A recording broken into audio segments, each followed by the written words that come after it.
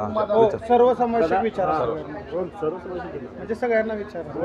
बाळाराजे पाटील यांनी ज्या पद्धतीनं काल हातवारे करून अजित पवारांना थेट इशारा दिलेला आहे, एक प्रकारे राष्ट्रवादीला हा डिवसण्याचा प्रयत्न आहे. आपण कशा पद्धतीनं बघताय?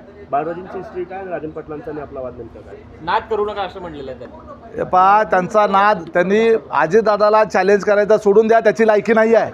हा बाळराजे पाटील हा खुनी आहे, मर्डरर आहे, 302 कलमाचा आरोपी आहे. खालच्या न्यायालयामध्ये 20 वर्षापूर्वी निर्दोष मुक्त झाला आहे. 20 वर्ष झाली तरी हायकोर्टात अपिलात आहे. राज्य सरकार पक्ष अपिलात 20 वर्ष झालं आहे आणि हायकोर्टात केसच बोर्डावर येत नाही. म्हणजे हायकोर्टाची यंत्रणा हे लोक मॅनेज करू शकतात, तर खालच्या लेवलचा ग्रामपंचायत नगरपंचायत लेवलचे अधिकारी मॅनेज करणं यांच्यासाठी हाताचा मळ आहे. आणि त्याच्यामुळंच उज्ज्वला थेटे यांचा अर्ज जो आहे तो बाद केला गेलेला आहे, तो बाद झालेला नाही आहे. हा पंडित देशमुखचा मर्डर जो आहे तो या लोकांनी, याच बाळाराजे पाटलांनी केला, जो चॅलेंज करतोय. आणि यांचा बाप, या बाळाराजे पाटलांचा बाप म्हणजे कोण, तर राजन पाटील. हे राजन पाटील जाहीर सभेमध्ये काय म्हणाले होते की माझ्या पोरांनी 17 वर्षी 302ची कलमं भोगलेली आहेत आणि तुम्ही आम्हाला भीती दाखवणार. अशा पद्धतीनं गुंडागर्दीचं, दादागिरीचं, दहशतखोरीचं जाहीर प्रदर्शन करणारा नेता जर त्या ठिकाणी असेल तर त्याच्या पोरांच्याकडनं वेगळी अपेक्षा काय करायची? वयाच्या 17 वर्षी 302ची कलमं भोगणाऱ्या पोरांचा अभिमान बाळगणारा बाप ह्या भारतात तरी कुठं असेल का? आपल्या पोरांचा अभिमान तहसीलदार झाला, कलेक्टर झाला, IPS झाला, IAS झाला, 12वी पास झाला, IIT पास झाला, परदेशात शिक्षणाला गेला तर बापाला अभिमान वाटतो. परंतु या राजन पाटलाला आपली पोरं 302ची कलमं भोगून आल्यात, ह्याचा अभिमान वाटणारा हा राजन पाटील हा किती मस्तवाल आणि मस्तीखोर आणि दंगेखोर आणि दहशतवादी आहे हे सगळ्या महाराष्ट्राला आता लक्षात यायला लागलेलं आहे. आणि त्याचाच परिणाम पोरांना अशा पद्धतीचं प्रोत्साहन दिल्यामुळं आज 45 वर्ष ज्या पवार कुटुंबाने यांना आज मोठं केलं, ज्या पवार कुटुंबाच्या जीवावर यांचा कारखाना उभा राहिला, ज्या पवार कुटुंबाच्या जीवावर यांच्या संस्था उभा राहिल्या, ज्या पवार कुटुंबाच्या जीवावर यांचं एवढं मोठं आर्थिक साम्राज्य उभं राहिलं, ज्या पवारांनी, ज्या अजितदादांनी पैसे दिले PDCC बँकेतनं म्हणून यांच्या या लोकनेते कारखान्याला भाग भांडवल मिळालं, त्यावेळेला तुम्हाला अजितदादांच्याकडे भिका मागायला जाताना लाज नाही वाटली? ज्या नगरपंचायतीची निवडणूक बिनविरोध झाली म्हणून आज त्या ठिकाणी अजित पवारांच्या नावानं त्या ठिकाणी चॅलेंज करताय, ती नगरपंचायत कुणी दिली या राजन पाटलाला विचारा. ती नगरपंचायत अजितदादांनी दिलेली आहे आणि त्याच नगरपंचायतीच्या बाहेर उभारून तुम्ही अजितदादाला चॅलेंज करता. 15 दिवस झेंडा जाळला पक्षाचा. आज तुमचा झेंडा पक्षाच्या स्थापनेपासून हा झेंडा खांद्यावर तुमच्या होता म्हणून तुम्ही आमदार झालात, म्हणून तुम्ही राज्यमंत्री झालात, म्हणून तुमच्या संस्था उभा राहिल्या, म्हणून तुमचे कारखाने झाले, म्हणून तुम्हाला निवडणुका जिंकता आल्या, म्हणून तुमचं एवढं साम्राज्य उभं राहिलं. आणि आज ज्यांच्या जीवावर हे साम्राज्य उभं राहिलं त्या अजितदादांना तुम्ही चॅलेंज करता. हे किती कृतज्ञ आहेत हे देवेंद्र फडणवीस यांनी लक्षात घ्यायची गोष्ट आहे. जर एखादी जरी गोष्ट भारतीय जनता पार्टीकडून यांच्या बाबतीमध्ये जर चुकीची झाली, यांच्या चुकीच्या कामाला जर देवेंद्र फडणवीस यांच्याकडून पाठराखण नाही घातली गेली तर उद्याच्याला हीच भाषा देवेंद्र फडणवीस यांच्या बाबतीमध्ये हा बाळाराजे वापरल्याशिवाय राहणार नाही. हे राज्याच्या मुख्यमंत्र्यांनी लक्षात घ्यावं. हे भाजपमध्ये इतके हलकट आणि नालायक आणि भंगार लोक तुम्ही घेतलेले आहेत, त्याच्यामुळं भारतीय जनता पार्टीचं आणि मुख्यमंत्र्याचं नाव त्या ठिकाणी बदनाम होणार आहे. हे काय लायकीचे त्यांचा बाप सांगतो 17व्या वर्षाच्या अगोदरच आमच्या पोरांनी पोरी नाचवल्यात असा अभिमान बाळगणारा हा राजन पाटील आहे. बाप जर आमच्या आया बहिणींना नाचवण्यासाठी प्रोत्साहन देत असेल का तर आम्ही खानदानी पाटील आहे, खानदानी पाटील असल्याचा अभिमान बाळगून मुली नाचवण्याला प्रोत्साहन देणारा म्हणजे पोरांनी बलात्कार करावेत, मुली उचलून न्याव्यात, त्यांना वापरावं आणि फेकून द्यावं. आणि हे का करावं तर आम्ही खानदानी पाटील आहोत म्हणून आम्हाला त्याचा अधिकार आहे आणि त्याचा आम्हाला अभिमान वाटतो असं जाहीरपणे वक्तव्य आज या राजन पाटलांनी केलं. काय त्याच्या पोरांकडून अपेक्षा करायची? बापच जर त्या ठिकाणी असेल, असा वागत असेल, बापाचं जर अशा पद्धतीचे संस्कार असतील तर ह्या पोरांच्याकडनं काय त्या ठिकाणी चांगल्या वर्तणुकीची अपेक्षा करायची? मोहोळ तालुक्याने किंवा आमच्या जिल्ह्याने असल्या लोकांच्या हातात नेतृत्व द्यायचं, अशा लोकांना त्या ठिकाणी आम्ही सत्ता हातात द्यायची. ही नगरपालिका छोटा विषय आहे, परंतु एकूणच राजकीय परिप्रेक्षामध्ये आणि सत्ता कारणामध्ये या ठिकाणी अशा पद्धतीची माणसं त्या ठिकाणी नसायला पाहिजेत. याच्याकरता वेळ प्रसंगी पक्षाचा राजीनामा देऊन यांच्या विरोधामध्ये लढलो आणि यांचा आमदार जो आहे तो पराभूत करून आम्ही सगळ्यांनी दाखवला. त्यामुळं कालचा नगरपंचायतीचा उज्ज्वला थेटे यांचा जो अर्ज बाद झालेला आहे असं सांगितलं जातं, तर तो बाद झाला नाही तर तो बाद केला गेलेला आहे, तो बाद केला गेलेला आहे. हे पहा, हे निवडणूक आयोगाचं पुस्तक आहे माझ्याकडं. जर त्या अर्जामध्ये काही त्रुटी होती, आम्हाला माहिती आहे की आम्ही सगळं वकिलाकडनं तपासलं, एवढंच काय जिल्हाधिकाऱ्याकडनं आधी तपासून घेतलं, संबंधित रिटर्निंग ऑफिसरला आधी सबमिट करायच्या अगोदरच दाखवलं होतं, यात काय त्रुटी आहे का तपासून बघितलं होतं, तहसीलदारांकडून तपासून घेतलेलं होतं, वकिलाकडून तपासून घेतलेलं होतं, त्यामुळे याच्यात कुठलीही त्रुटी नव्हती. ते आज सूचकाची सही नाही म्हणून सांगितलं. आपण एक वेळ गृहीत धरा, आम्ही तर सही केलेली आहे, परंतु एक वेळेला गृहीत धरा की सूचकाची सही नाही असं म्हणता, मग त्या ठिकाणी रिटर्निंग ऑफिसरनं या निवडणूक आयोगाच्या या नियमावलीमध्ये पान नंबर 66 वर अगदी स्पष्ट सांगितलंय, नामनिर्देशन पत्र स्वीकारतेवेळी त्यामध्ये काही त्रुटी असल्यास त्याबाबत काय कारवाई करावी असा त्या ठिकाणी आहे. मग काय म्हटलंय त्यामध्ये उत्तरात निवडणूक आयोगानं, निवडणूक निर्णय अधिकारी यांनी नामनिर्देशन पत्र दाखल करून घेतेवेळी त्याची प्राथमिक तपासणी सर्वसाधारणपणे खालील बाबतीत करून उमेदवारास त्रुटी बाबतीत अवगत करावे. खालील बाबतीत म्हणजे काय, ह्या ठिकाणी 5 मुद्दे दिलेले आहेत. त्याच्यामध्ये काय म्हटलेलं आहे की नामनिर्देशन पत्रावर उमेदवाराची सही आहे का, त्याच्यावर व्यवस्थित तारीख टाकली आहे का, सूचकाची सही आहे का, त्याच्यावर तारीख टाकलेली आहे का, त्याचबरोबर भाग क्रमांक अनुक्रमांक व्यवस्थित लिहिला आहे का, मिसमॅच झाला आहे का, हे 5-6 मुद्दे त्या ठिकाणी बघायचे. जर त्याच्यामध्ये काही त्रुटी असेल तर त्याच्या संदर्भात काय म्हटलंय, निवडणूक निर्णय अधिकाऱ्यांनी उमेदवारास त्रुटी पूर्ततेबाबत अवगत करावे.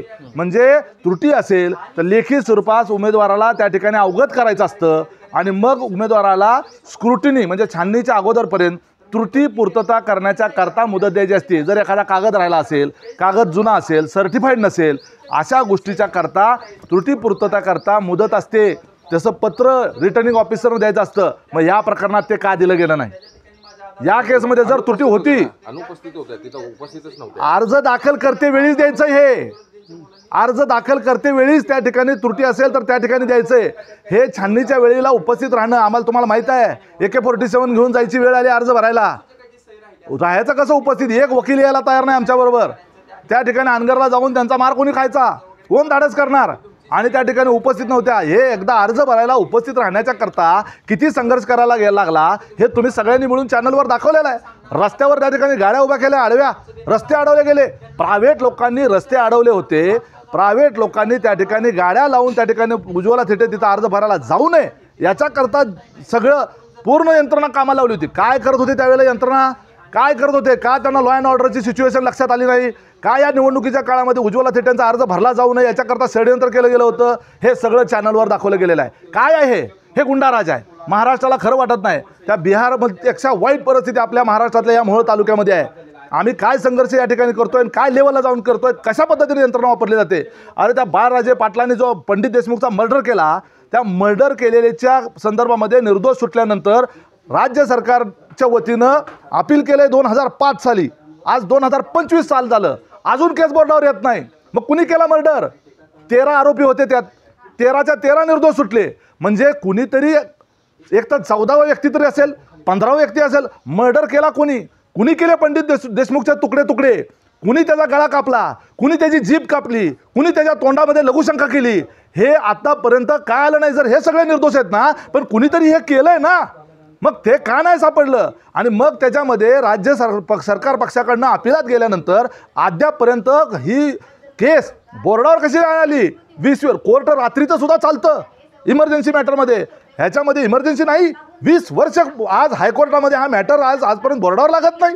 म्हणजे जर हे लोक हायकोर्टाची यंत्रणा मॅनेज करू शकतात पैशाच्या जोरावर, ताकदीच्या जोरावर, तर मला सांगा नगरपंचायत म्हणजे आज कालपर्यंत ग्रामपंचायत होती. आजचा जो नगरात त्या ठिकाणचा जो मुख्याधिकारी आहे म्हणजे याचा अर्थ तो ग्रामसेवक लेवलचा आहे. कालपर्यंत ग्रामपंचायत होती. त्या लेवलची यंत्रणा कागद मॅनेज करायला काय लागतो यांना?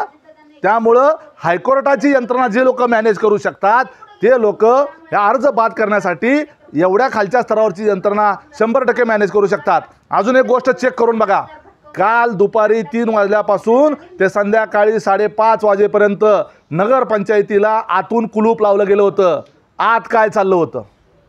आत काय चाललं होतं? CCTV कॅमेरे काढून बघा. काल 3:30 वाजल्यापासून ते 5:30 वाजेपर्यंत नगरपंचायतीचे दरवाजे बंद करून आतमध्ये काय चाललं होतं हे सगळं षडयंत्र शिजत होतं. आणि त्याच्यामुळं यांनी काय केलेलं आहे, एक तर ते सूचकाची सही कुठलं तरी आज पेनचं खोडणारी सुद्धा रबरं आलेले आहेत. टेक्निक वापरलं म्हणलंय, टेक्निक वापरलंय. पेनचे खोडलं जाणारी रबरं आलेले ते वापरून एकतर सही गायब केली किंवा त्या सहीला स्कॅन करून उमेदवाराची सही स्कॅन करून त्या ठिकाणी परत रिप्रिंट केली आणि फक्त सूचकाची सही गायब करून तो कागद पुन्हा इन्सर्ट केला, असं सुद्धा केलं असण्याची शक्यता आहे. आणि ह्या सगळ्यामध्ये हे जे षडयंत्र आहे, काय प्रॉब्लेम होता निवडणुकीला सामोरं जायला? त्या उभारल्या असत्या, समजा निवडून आल्या असताना पडल्या असत्या, लोकशाही जिवंत राहिली असती. 70 वर्ष झालं आज त्या गावामध्ये निवडणूक होऊ दिली जात नाही. आज त्या ठिकाणी ठोकशाही जिवंत राहण्याच्या करता, लोकशाहीला संपवण्याकरता जर यंत्रणा काम करत असेल तर याच्या एवढी शोकांतिका कुठली नाही. राज्याच्या मुख्य निवडणूक आयुक्तांनी याची दखल घेतली पाहिजे. राज्याच्या मुख्य निवडणूक आयुक्तांनी याची चौकशी नेमली पाहिजे आणि सगळ्यात पहिल्यांदा returning officer, returning officer suspend केले पाहिजे आणि ह्या सगळ्या प्रकरणाची उच्चस्तरीय चौकशी नेमली पाहिजे, ही माझी मागणी राहील. या संदर्भात तुम्ही पक्षश्रेष्ठींची काय चर्चा केलेली आहे का? कारण अजित पवारांना देखील बाळराजेंनी आव्हान दिलेलं आहे. जिल्हाधिकाऱ्यांशी असतील किंवा तहसीलदार यांच्याशी काय तुमचं बोलणं झालेलं आहे का? माझा फोनच उचलत नाहीत कालपासून कुठलाच अधिकारी. म्हणजे विचार करा दबाव किती आहे. आज सत्ताधारी पक्षाचा जिल्हाध्यक्ष आहे, अरे एक सामान्य नागरिक म्हणून तरी माझा फोन उचलला पाहिजे. नेहमी फोन उचलतात. मला 100% मला कोणाला ॲलिगेशन करायचं नाही, सगळे नेहमी फोन उचलतात. पण मला डाऊट आहे की हे सगळे प्रचंड दबावात आहेत. म्हणूनच माझं अपील आहे, राज्याच्या चीफ इलेक्टोरल ऑफिसर किंवा राज्याचे निवडणूक आयुक्त यांनी या संदर्भात हस्तक्षेप केला पाहिजे. या प्रकरणाची सखोल तपासणी. मला सांगा, आता आम्हाला कोर्टामध्ये अपील करायचं आहे, ठीक आहे? कोर्टामध्ये अपील करण्याच्या करता आम्हाला आमचा अर्ज का बाद झाला, का बाद केला गेला याची सर्टिफाईड कॉपी लागते, प्रमाणित प्रत. काल ईमेल केलेला आहे, अजूनपर्यंत प्रमाणित प्रत दिली जात नाही. म्हणजे दुपारी 3 वाजताच्या आत आम्हाला त्या ठिकाणी आज कोर्टामध्ये अपील करता येऊ नये ह्याच्यासाठी सुद्धा म्हणजे न्यायालयात जायचे सुद्धा मार्ग बंद. विचार करा यंत्रणा किती दबावत आहे. का दिलं जात नाही आतापर्यंत आम्हाला सर्टिफाईड कॉपी? आता दुपारच्या 12 वाजल्या अद्यापर्यंत सर्टिफाईड कॉपी दिली गेली नाही.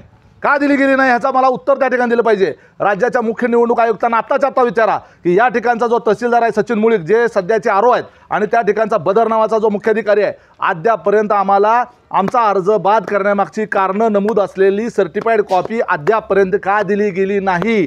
याच्यामध्ये अजून काय षडयंत्र आहे का? तर आम्ही परत कोर्टात जाऊ नये याच्याकरता, म्हणजे न्यायालयामध्ये दाद मागण्याचे मार्गसुद्धा आमचे बंद करायचे हे षडयंत्र आहे. हे तुमच्या सगळ्याच्या साक्षीने घडतं आहे. उज्ज्वला थिटे इथं आहेत, त्याच्या आज आम्ही सगळं अपील तयार करून बसलेलो आहे. परंतु आमच्या हातामध्ये आमच्या अर्जाची, सबमिट केलेल्या अर्जाची प्रत, सर्टिफाईड प्रत, आणि त्याचबरोबर आम्हाला आमचा अर्ज का नाकारला गेला, का अवैध केला याची कारणं दर्शवणारी प्रत ही अद्यापर्यंत आम्हाला दिलेली नाही. अजितदादांची या संदर्भात चर्चा झालेली आहे का? अजितदादांची या संदर्भात चर्चा झालेली आहे का? केलेला आहे की कुठेतरी ही जी मानसिकता आहे ती योग्य नाही आहे. कारण तुम्ही अशा पद्धतीने कुठेतरी राजन पाटील यांनी त्यांच्या मुलांना समज द्यावी अशी भावना त्यांनी व्यक्त केली. अहो, हे समज देऊन समजणार नाही. राजन पाटील काय समज देणार? बापच बिघडले, त्यात पोरांकडनं सुधारण्याची काय अपेक्षा करता?